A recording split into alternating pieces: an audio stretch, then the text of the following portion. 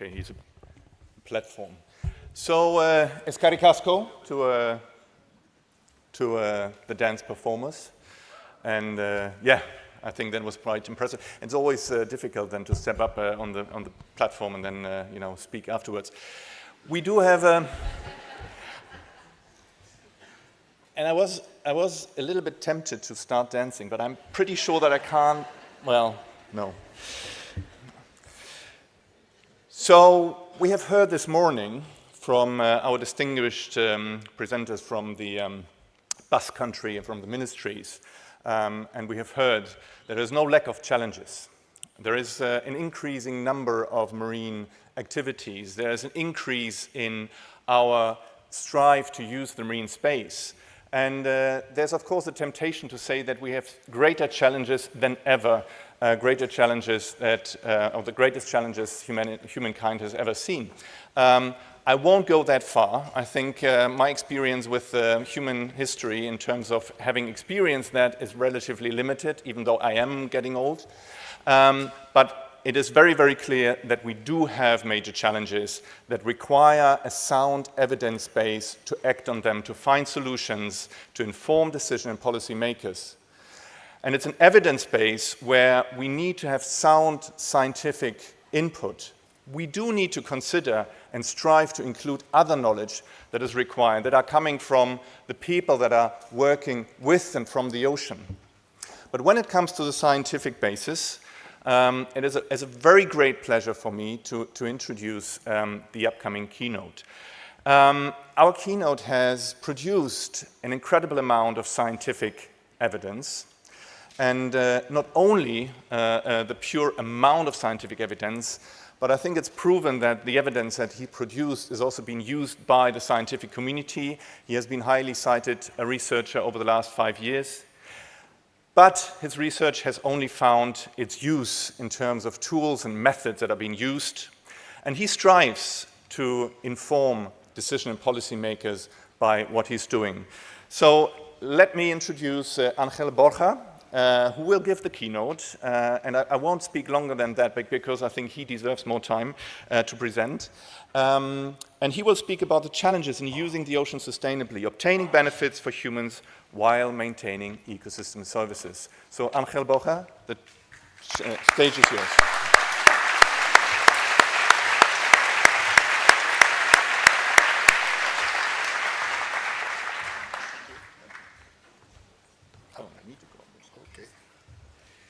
Okay, thank you for the introduction. And as you commented this morning, several of the speakers have already commented on some challenges, sustainability, some of the concepts that now I think that I'm going to present in a structured way. I hope so. So thank you for inviting me for this opening talk. And I'm going to talk about an introduction related with the human activities and human pressures, then how to proceed with these issues. Also, I'm going to comment on some challenges for sustainability and some solutions, of course. Also try to link the status of the sea with the services and the benefits we obtain from them. Then I'm going to talk very briefly about an agenda on ocean health and human health, and finally some conclusions. So if you can start this. As you know, no, it's in the video. Okay. See. As you know, there are plenty of different human activities and pressures at sea. Some of the activities are traditional, like fisheries or aquaculture, but there are other new, like renewable energies, and all of these activities, together with others, like shipping or tourism, leisure, land-based activities, etc., are producing cumulative pressures at sea and affecting biodiversity. And on top of this, we can find also the climate change, which are even producing more pervasive effects, and we need to take action. And in this European project, in Guest for Seas, which I coordinate, we are trying to do this if you can stop this, please. Si lo puedes parar para que siga. So one of the actions we are taking at the global level are coming from the United Nations, like the Sustainable Development Goals, in which we have the life below the water in the ocean, the Sustainable Goal 14, but also we have other related with climate change, etc. And also there are other responses or initiatives like that of the United Nations Decade of Ocean Science and Sustainable Development, or the United Nations Decade on Ecosystem Restoration. Both are very important in order to take action from the different countries together in order to improve the status of the sea and improve the collaboration across the different seas. Of course, we have a lot of different initiatives, legislation at international, regional, or national level. This is an orendogram built a few years ago about the different environmental legislation in Europe. We can move to the part of the only for the marine waters, and you can see different international legislation, regional sea conventions. We have also the European directives and regulations, with each of them with different objectives. And sometimes these objectives could be opposite each other, and it's difficult to achieve a good environmental status with, by the sea or in the sea with this kind of opposite objectives.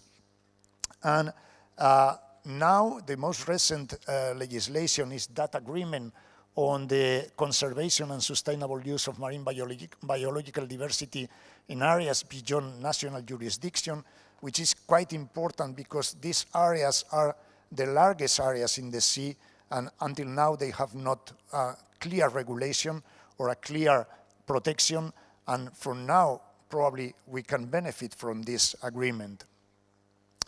But the objectives of most of this environmental legislation have not been achieved yet.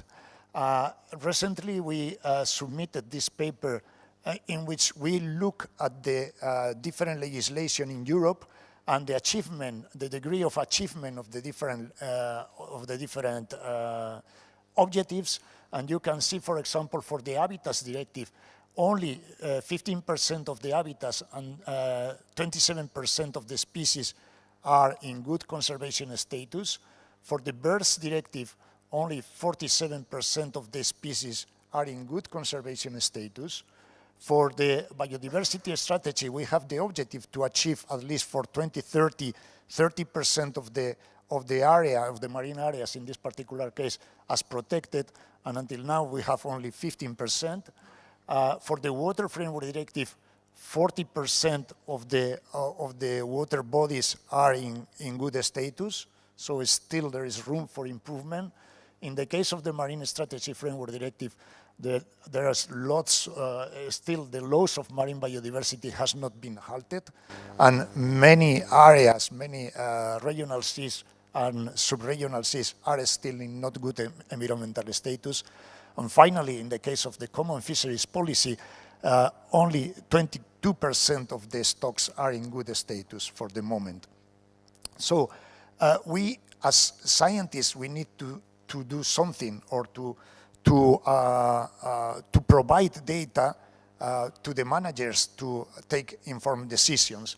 And in this paper we published a few years ago from the European Environment Agency Scientific Committee, we propose to follow this INDIAC process, in which we need to look for monitoring data, to obtain monitoring data, to decide which indicators are the best, the most suitable to take these decisions.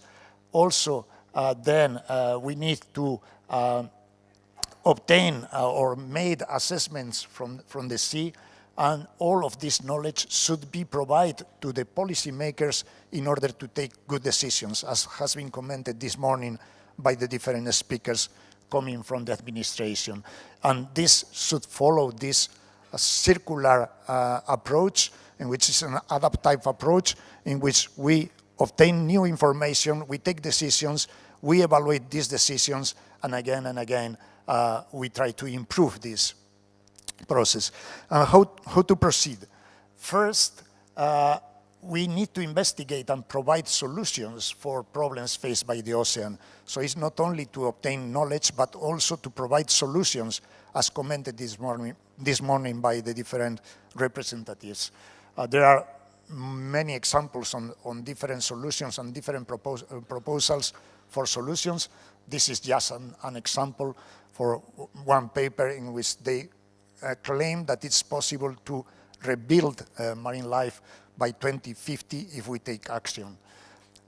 Also, I think that we need to promote an ocean literate society, because it is necessary to make aware the society about the challenges and the problems we have at the sea. And making this aware about this is possible to take better informed decisions. This morning has been commented also several times this. We need to promote equitable, inclusive, and ethical behavior in sustainable science, because in ocean governance, we need to ensure that the sustainable use of the resources at the sea. And in this particular case, the reality now is this, in which one or several nations or several institutions have more than needed, while others have not still the necessary resources to do a good and sustainable use of the sea. We need to move to equality, in which everyone has the same, more or less, the benefits from the same support. But as commented this morning by several of the representatives, this is not enough. We need to move to the equity, in which everyone gets the support they need in order to produce this equity. But still we need more. We need justice, in which the barriers that prevent achieving this sustainable ocean are removed, and everyone can benefit from the resources of the ocean in a sustainable way, under the justice in the management. And this can be achieved also using inter and transdisciplinary science. It is necessary to bring together all the skills from the different people working at the sea, marine ecologists, fisheries scientists, oceanographers, social scientists, etc., and move from the previous unidisciplinary or interdisciplinary assessment or study of the sea to multidisciplinary, in which several disciplines are working together, which is more or less now the way in which we work. But we need to move even further to the interdisciplinary, in which different disciplines are integrated, or even transdisciplinary, in which is a holistic approach, in which everybody is working together with further away from the disciplines themselves. And by doing this, we can provide policymakers, stakeholders, and society with the necessary information to take informed decisions. I have taken this example published by people from ASTI, but from other institutes also, from the Spanish Institute of Oceanography and from France also, in which people working from different disciplines, economists, biologists, etc., social scientists, have made a summary of the status of the anchovy fishery in the Bay of Biscay. You know that the anchovy fishery in the Bay of Biscay was in the past subject to advice, but in 2005 the fishery collapsed and was closed during 5 years. And after that, using the advice provided by ICES and also doing or promoting tax for the fishery, this fishery has recovered and now is in a could be a sustainable fishery, for the anchovy due to this, the use of these good data sets, good information to take the best decisions for the fishery. But of course, still there are many challenges for sustainability that remain, and we need to take this into account. Early this year, I published this paper on the grand challenges in ocean sustainability. This is the inaugural paper of this new journal, Frontiers in Ocean Sustainability, in which I'm the chief editor.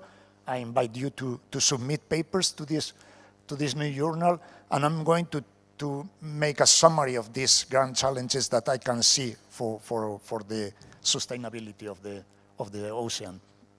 Of course, the first one is the global change.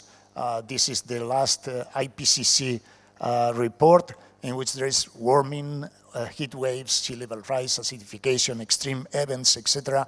This year, this summer, we have seen many of these in the real life, in the Mediterranean, or even in the Atlantic, was the hottest sea surface temperature in the records. So, and there are heat waves, shifting of species, etc., etc.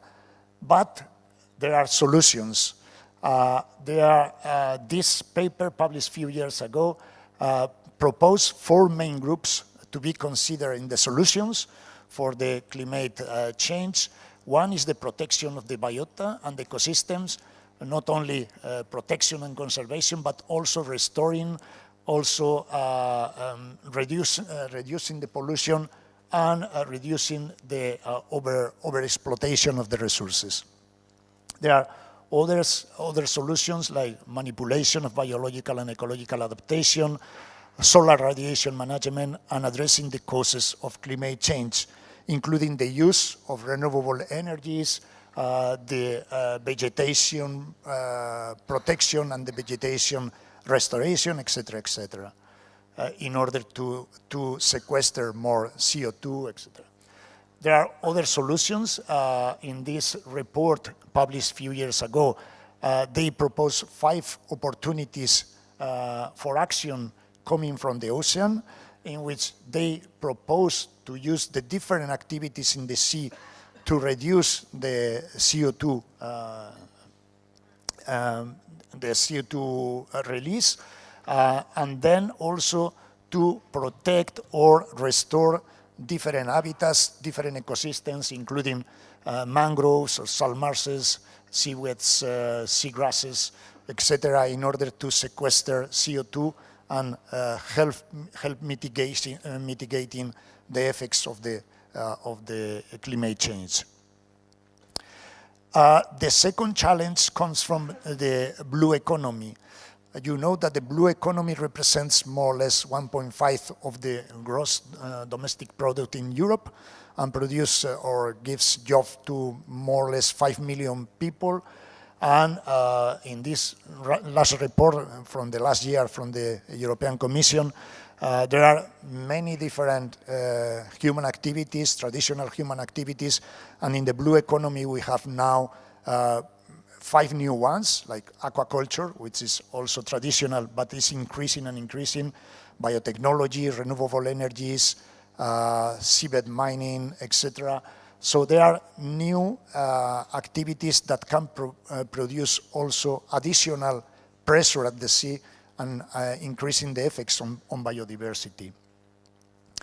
And for this, we need to take action again, and one of the responses could be this: the big idea in marine management, which I try to define in this way: how to maintain and protect ecological structure and functioning, while at the same time allowing the system to produce sustainable ecosystem services from which we derive societal benefits.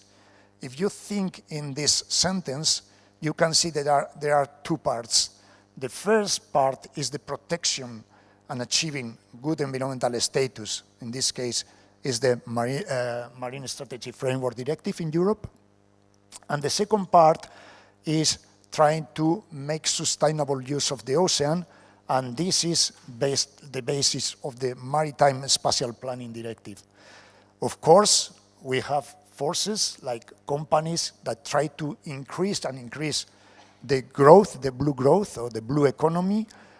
We need to maintain the good environmental status, and at the same time we need to plan to have plans to make sustainable this. So this is an equilibrium on the different legislation and the desires from the companies and the desires to obtain benefits from the sea, but we need to maintain sustainable at the same time. If you can. Also, the challenge 3 is the activities related to contaminants. There we have the traditional entry of contaminants into the sea, like in this particular case, the submarine outfalls, which can enter nutrients, organic matter, metals, organic compounds, etc. But at the same time, we have new activities that are including new and emergent contaminants into the sea.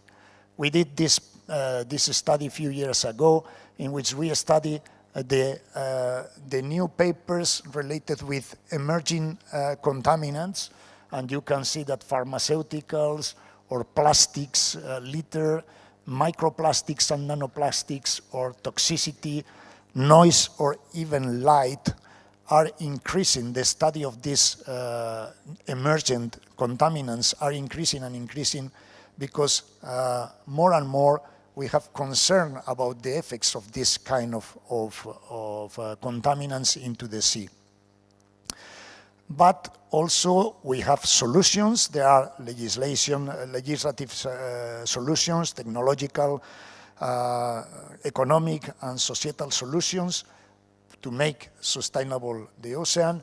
There are many studies already published on solution for the global marine litter pollution, the same for noise, or for toxicity, or looking for holistic solutions for the multiple contaminants that are arriving to the sea.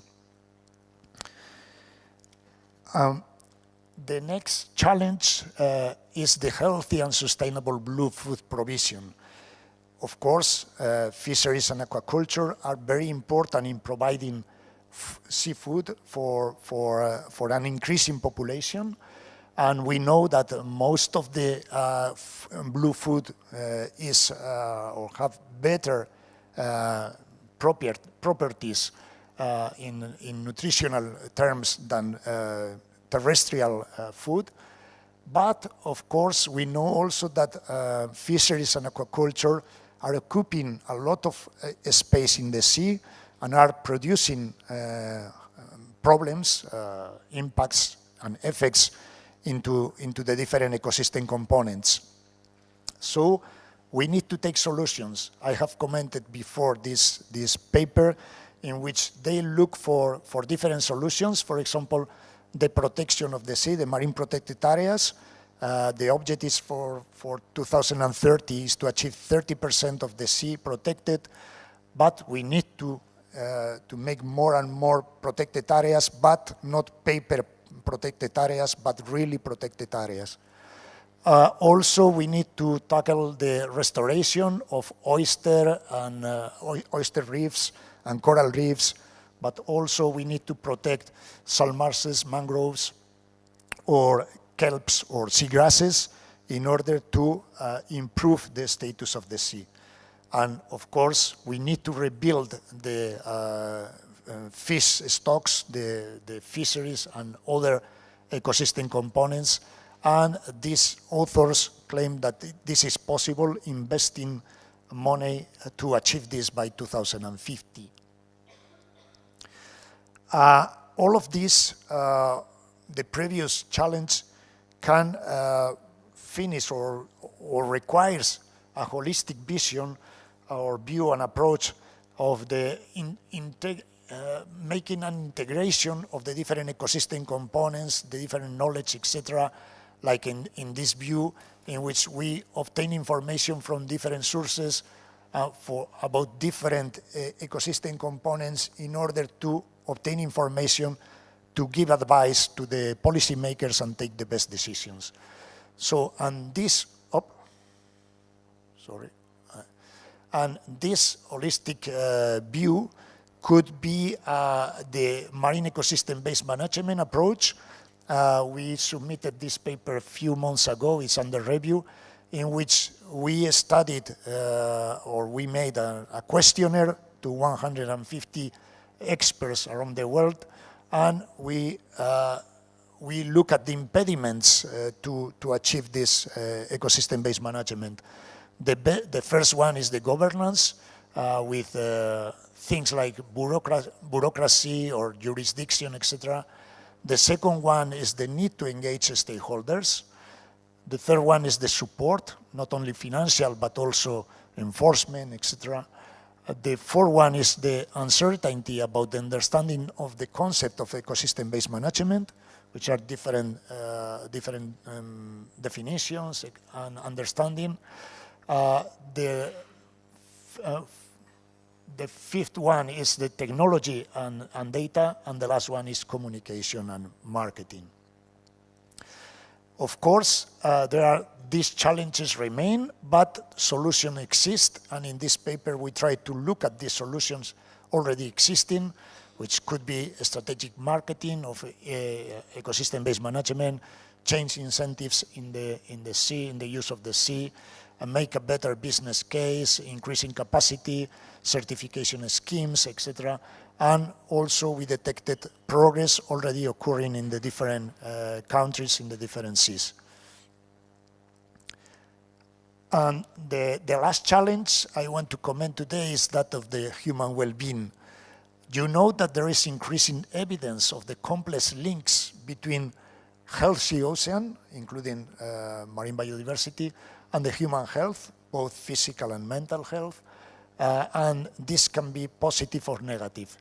In this paper, these authors looked at the different links between the human activities at sea, in these parts, and then the different links with the human health in positive and negative ways, and the benefits and the negative effects.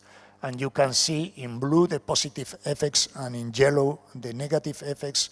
So there is a very large interlink of the different activities and the human health. And these benefits could be cultural ecosystem services that contributes to the human health and well-being. Some examples of these links that I can show you is the first one is this, the human health and the distance to the coast, the living distance to the coast. This was a study in England in which they made a study with 48 million people and self-reported health. And you can see that people living close to the coast, 1 kilometer or until 6 kilometers, have much better health than people living far away from the coast, 6 kilometers away or until 50 kilometers away. And the interesting thing is that the effects are strongest in poorer communities. And if you move close to the coast, the people get healthier and happier. And if you move far away from the coast, it's the opposite. So this is interesting. We don't know why this occurs, but it seems that probably you make more exercise close to the coast, you feel better, you make more social contacts or more contact with the environment. So this could be the reasons on why living close to the coast, people feel healthier. The other example is this, the protected areas versus non-protected areas, the visits to these protected or non-protected areas. And also, again, it's a study in England in which people visiting protected areas in urban green feel better than those visiting non-protected areas. In the rural green was not significant differences, but in the coastal areas, again, was significant differences visiting protected areas related with or compared with those non-visiting protected areas. Another example is that of the contact with blue-green spaces during the COVID pandemic lockdown. We did this study during the lockdown with 9 countries and more than 500 questionnaires, and we studied the access to outdoor spaces. And as an outcome, we look at the mental health, the depression and anxiety. And here I'm only to show you the results related with the strict lockdown. And for people living under a strict lockdown, you can see a gradient in which people that can have few or only urban views from home have worse mental health than those having mixed views or those having natural views, which have much better mental health. For the access to outdoor spaces, there is also, again, a gradient. For those that cannot access outdoor spaces, the mental health is much is worse than those with a balcony, and this is worse than those having a garden or a patio, and this is worse than those sharing a public area in which they can exercise or get out. Another example is the linking of marine status and the capacity to supply ecosystem services. This is a study on 2 bays in China, including different ecosystem components in the external part of both, and relating to the ecosystem services inside. Looking at the colors, you can see that for colors red and orange or yellow, they are in worse status than those in blue or green.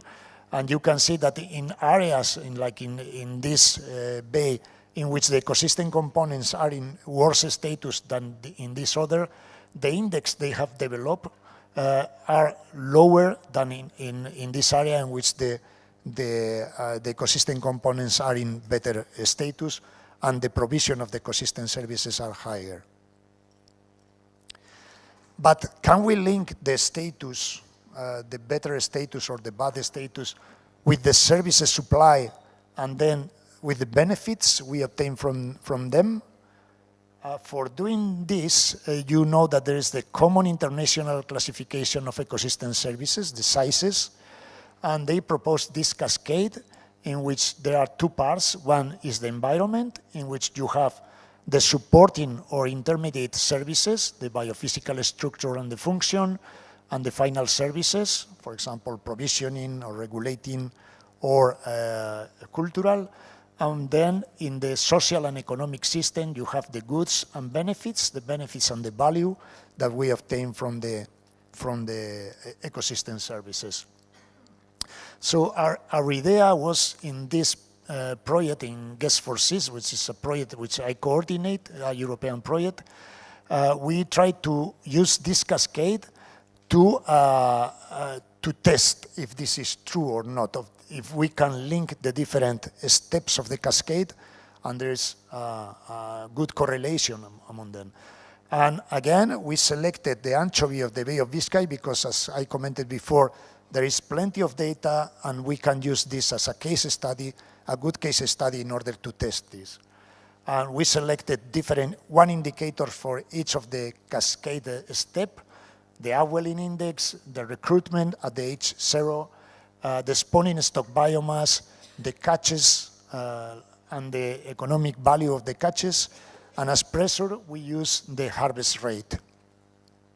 And what we found was that for the biophysical, the upwelling related with the recruitment, in this particular case, the correlation was not significant, but we know from other studies in ASTI that there is a good correlation when we use upwelling index and turbulence together, and there is a good correlation between the biophysical structure and the function.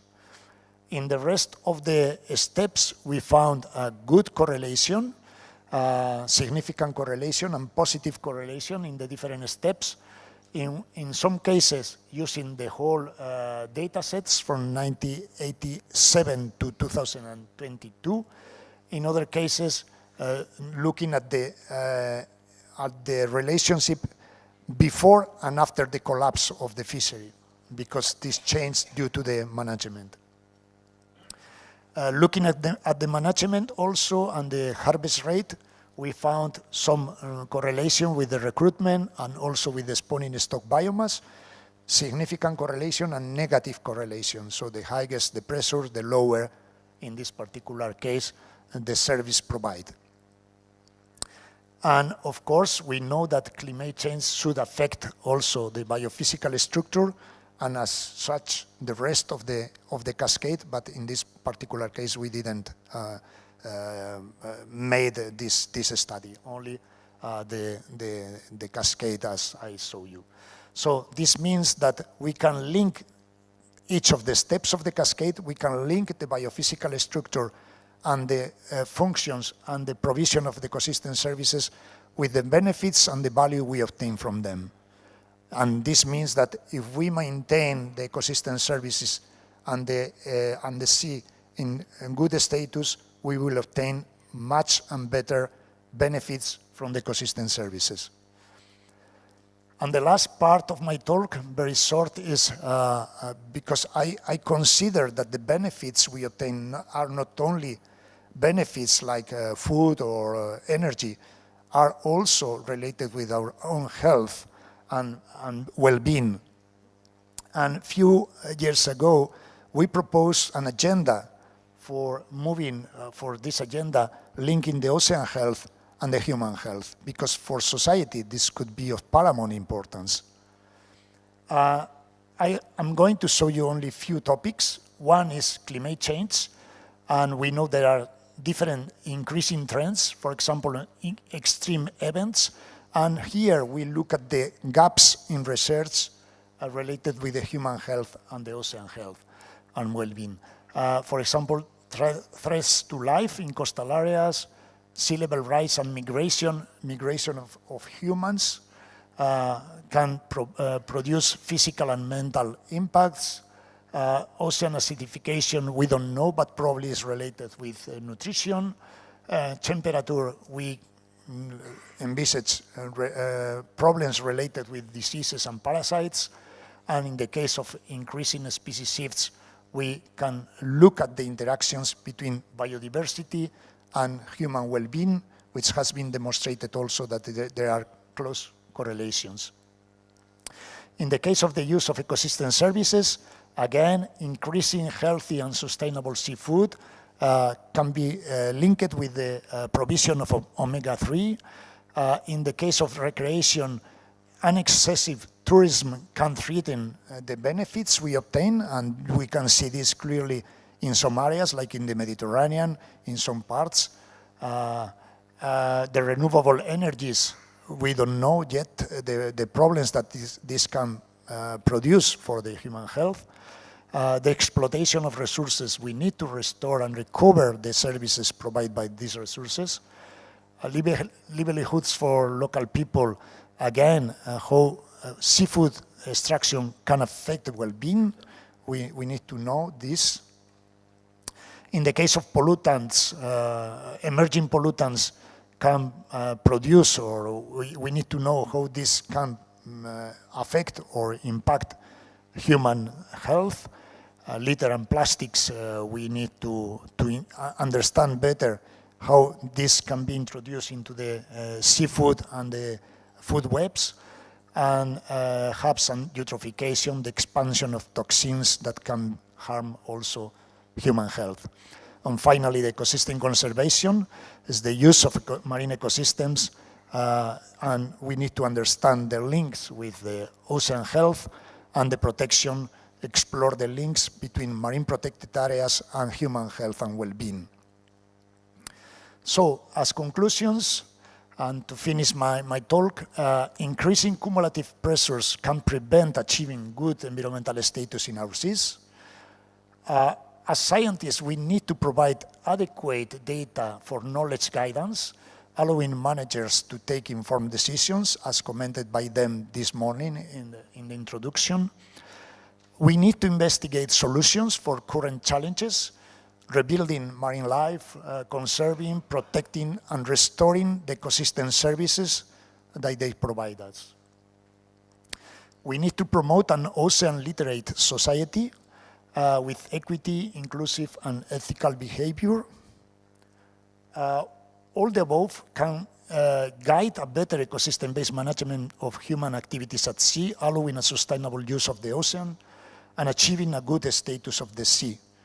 And if we achieve this good status of the sea or a healthy ocean, this will ensure the sustainable supply of ecosystem services and more benefits for humans, not only economic, but also related with our own health, our own well-being.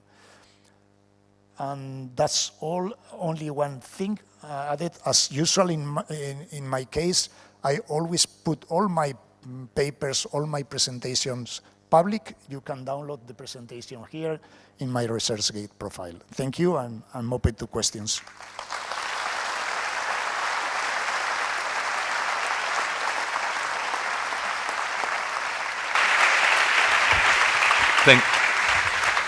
Thank you. Thank you very much. Thank you very much. No pressure for the scientific community here. I took two elements out of your presentation. First, I wasn't surprised that you used a food metaphor to describe disciplinary and interdisciplinary. And the second one, where the study with the UK, the further away you're from the ocean, the less healthier and happier you are.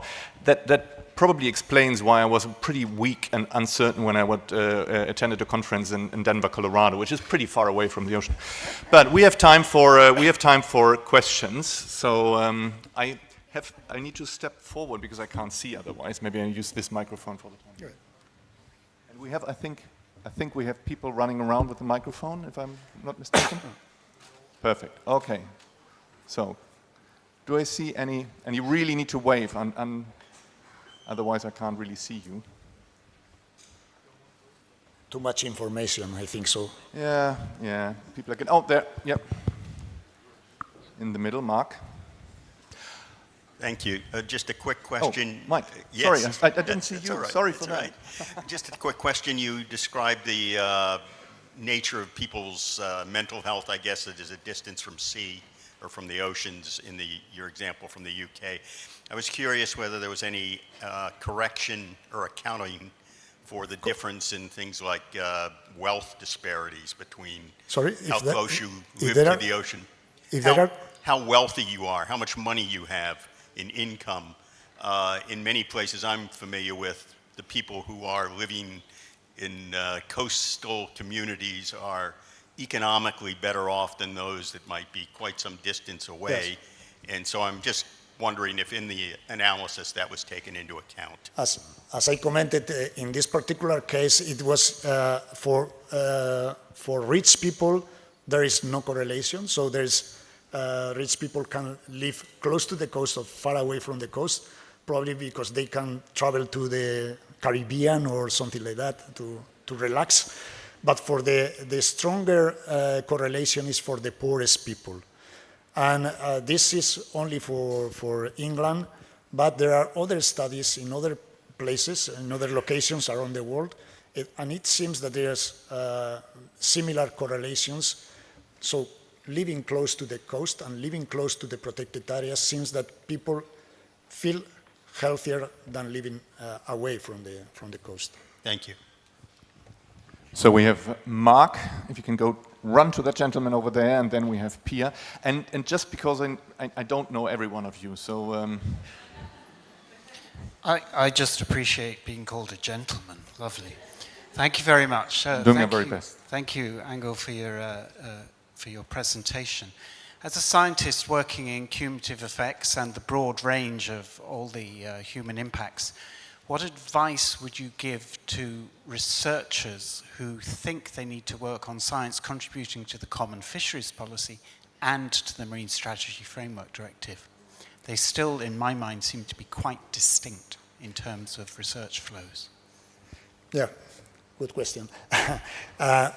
As I commented to you, in the case of the project I'm leading now and coordinating now, is Guess for Seas, we are looking at the cumulative pressures coming from the different activities at the sea and trying to look at or to develop a tool to assess the cumulative pressures and then the effects they produce coming from different activities, like fisheries, which is the most pervasive, and others, into the different ecosystem components, and this assess the status, and finally assess the ecosystem services provided by the ecosystems, by the ocean.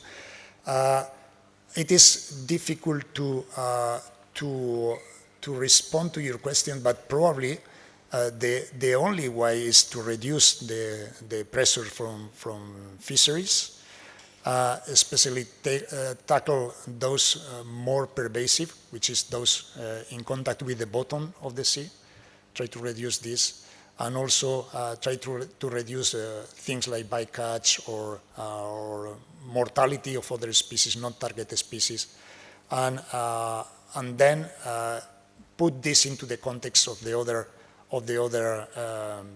human activities at sea. So I know that it's quite difficult, but it's the only thing I can see is reducing the pressure. Thank you, Pierre, and then you need to run over to the gentleman in the checkered shirt, but first Pierre, please. Thank you very much. That was a very, very good talk. I really enjoyed that. I tried to take some pictures of some slides, not the ones that were prohibited to take slides of. But I think I have to go back to what the gentleman in the front said regarding the distance from the ocean. So I asked also my neighbor here.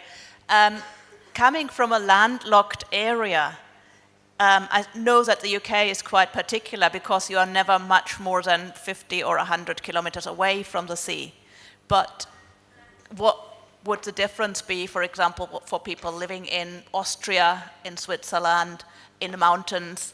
So I think you need then to account as well for other things that take up like a large inland area, a large lake, or the mountains. So does that, that's my question.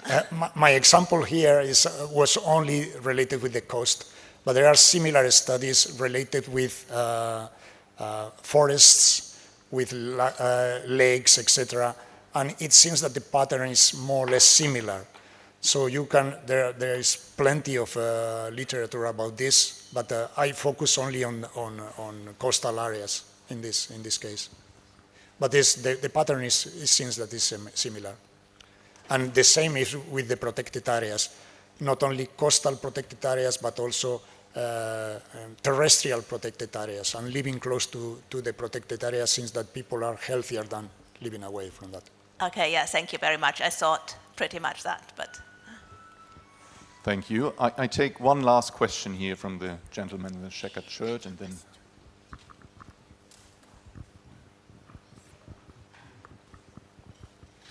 Yeah, so one of the challenges you mentioned before was the sustainability of the blue food provision. And you said that as a solutions, we should help to rebuild marine life and to help to regenerate the ecosystem. But do you think that it's more important to us to actively participate in the rebuilding of a marine ecosystem, or maybe our absence from it, and to leave it to heal itself as done for many thousands of years? I think that both are necessary. We are now involved in some projects in which we are actively restoring, for example, seagrasses. And at the same time, we are looking for information that can be used to upscale this in other places, to give advice in other places. So I think both are complementary. You need to demonstrate first that this works and the benefits of this, and then try to upscale this to other larger areas or other areas. And so both are complementary. Okay, thank you very much. So Thank you very much. We need to conclude the question and answer session, but I think, Angel, you will be around for the conference, so please approach him. And I'm only today here because tomorrow I'm traveling to Netherlands. So then be fast or be in the Netherlands. So thank you very much, Angel. You're welcome. Thank you.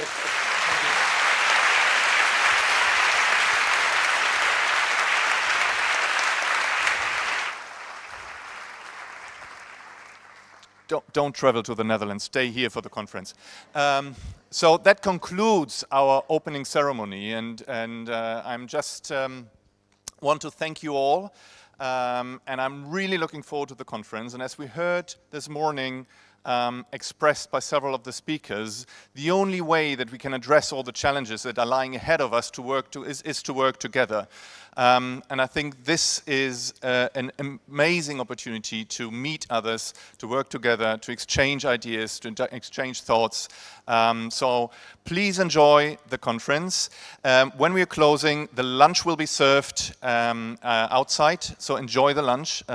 Again, I think we can expect that it's probably good. I mean, I'm famous last words, but I'm pretty sure it is. So please find the lunch outside, enjoy the rest of the conference, and yeah, thank you very much.